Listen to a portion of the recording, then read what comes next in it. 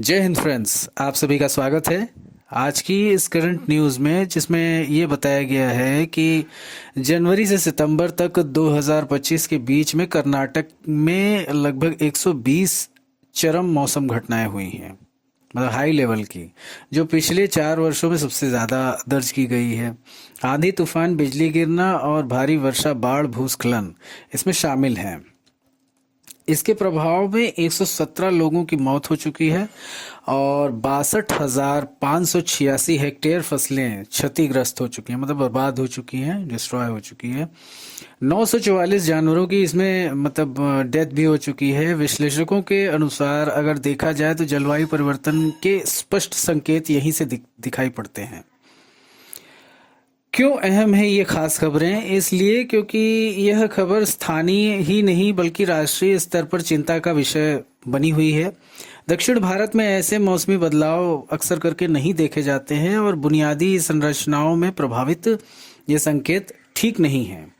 यदि समय रहते इन पर तैयारी नहीं की जाएगी तो फिर ये चीज़ें बहुत दिक्कत कर सकती हैं। फसलें, जीवन और बुनियादी चीज़ों में बहुत समस्याएं उत्पन्न हो सकती हैं।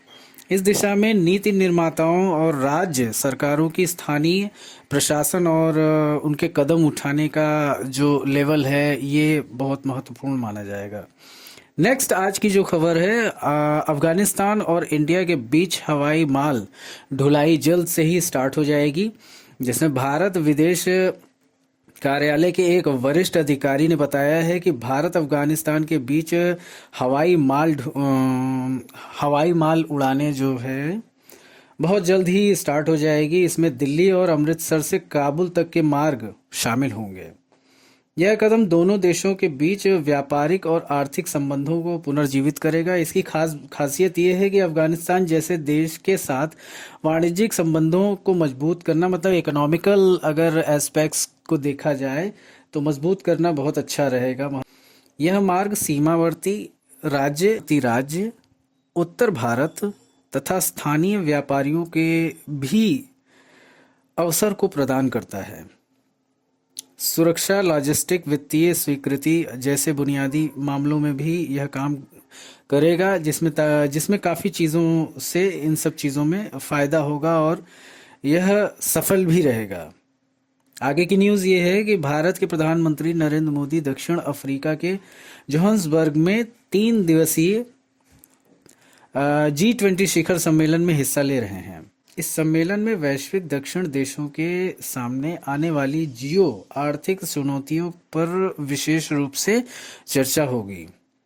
इम्पोर्टेंट इसलिए है क्योंकि वैश्विक दक्षिण यानी कि विकासशील देशों के मुद्दे अब अंतर्राष्ट्रीय प्लेटफॉर्म पर अधिक प्रमुख रहे हैं। भारत जैसी अर्थव्यवस्था के लिए इस तरह का मंच बहुत इम्पोर्टेंट है। और इसमें आवाज़ उठाना भी महत्वपूर्ण है। इस तरीके से रणनीतिक रूप से देखा जाए तो G20 का ये सम्मेलन बहुत ही इम्पोर्टेंट है भारत और अन्य दक्षिण देशों के लिए। सम्मेलन से नीतियों और संबंधों में जो गठबंधन होगा उसमें वैश्विक समन्वय की दिशा संकेत, मतलब ऐसा मिल रहा है कि जो गठबंधन वगैरह होंगे, यानी कि जो बायलैटरल वगैरह ये सारी चीज़ें होंगी, उसमें काफ़ी मजबूती आएगी भारत के पर्सपेक्टिव से और दक्षिण देशों से, और काफ़ी रिसोर्सेस भी इंडिया को हो सकता है कि उससे मौका मिले कि आगे उन देशों में काम करने का। तो आज के लिए तो बस इतना ही। आगे की न्यूज़ कल हम लोग डिस्कस करेंगे। सो जय हिंद।